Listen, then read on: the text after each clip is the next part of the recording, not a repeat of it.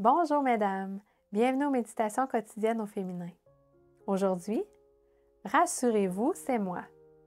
Marc 6, verset 49 nous dit ceci. Quand ils le virent marcher sur la mer, ils pensèrent que c'était un fantôme et ils poussèrent des cris. Nombre d'histoires de fantômes sont fondées sur la croyance presque universelle en l'immortalité de l'âme. Racontées parfois pour faire rire, parfois pour effrayer, elles causent de l'anxiété ou font naître l'espoir dans les esprits humains. La croyance en l'immortalité de l'âme a son origine dans l'affirmation du serpent à Ève en Éden. « Vous ne mourrez pas du tout. » Genèse 3,4.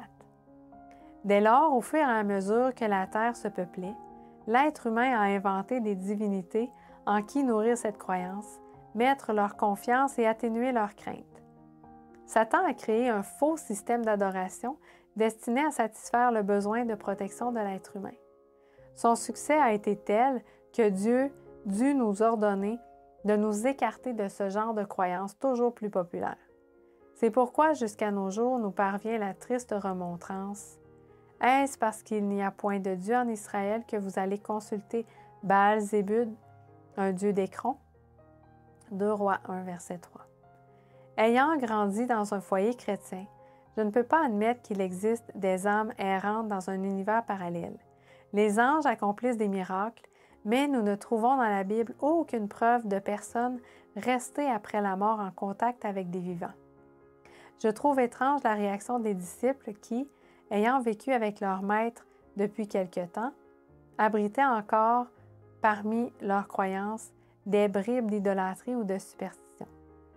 Les disciples, obéissant à contre-cœur à l'ordre de Jésus, traversaient la mer. Troublés et déçus, ils se laissèrent aller au doute et à la crainte, et lorsque le Seigneur leur apparut, ils ne purent pas le reconnaître. Lorsque nous caressons des pensées négatives, nous cessons de discerner la présence divine. Dieu t'aide à ne jamais perdre de vue que tu as un Sauveur toujours près de toi.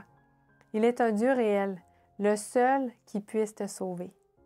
Jésus te dit, « Rassure-toi, c'est moi, n'aie pas peur. » Marc 6, verset 50. Bonne journée dans le Seigneur et à demain.